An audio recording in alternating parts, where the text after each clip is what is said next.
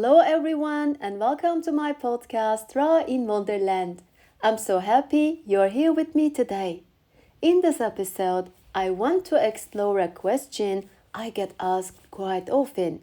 What is coaching really? What is not? Is it only something you can receive from a professional coach, or can you also coach yourself?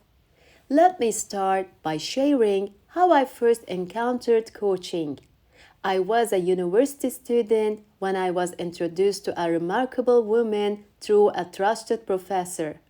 I knew nothing about coaching then. I didn't know who she was or what she did, but our meeting was transformative. I became her assistant during training sessions, and that was the beginning of my deep love for coaching. Back then, there were no books on coaching in our language Turkish, no online courses like today, no international resources readily available.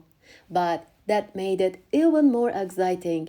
We created content from scratch, adapted ideas from overseas, and imagined how they could be useful to people around us. I wasn't just learning, I was falling in love with the process. Eventually, I pursued professional certification, but honestly, I believe some people are born with what I call a natural coach chip. These are the people who guide others intuitively. My aunt is like this. She is a retired teacher, always offering calm, kind, and insightful advice without ever calling it coaching. That's why I believe coaching is both an art and a practice. You can learn the tools, but if your foundation isn't there, if your presence, curiosity, and empathy aren't naturally strong, it can feel artificial.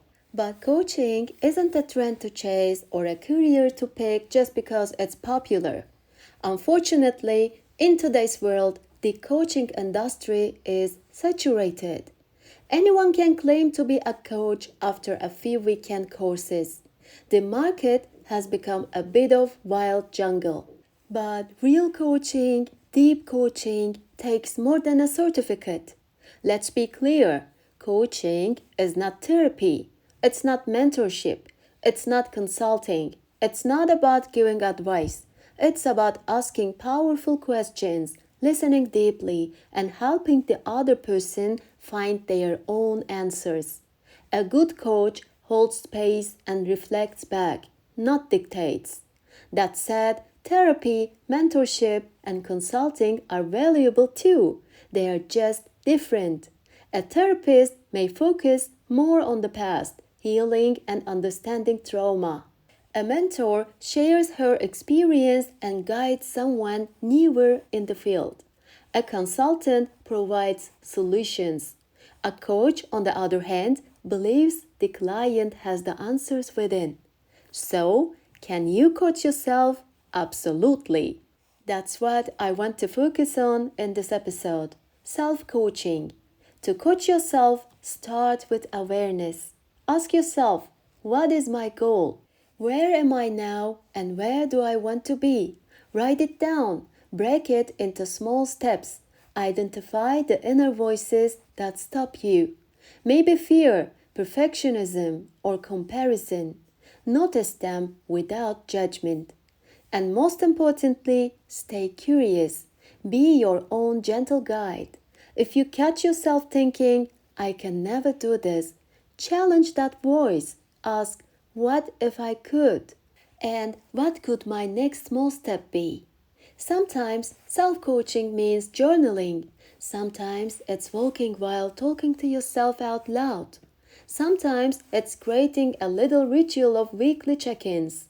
But always, it's about staying in connection with your values and your evolving path.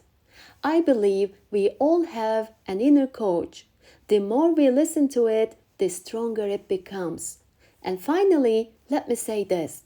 If you are feeling stuck, if you are overwhelmed, if you are lost, yes, you can reach out to a professional coach, but also you can start now, right where you are. All you need is a notebook, a pen, and a willingness to be honest with yourself. Until next time, stay curious, stay kind, and always be your own best coach. Bye, guys!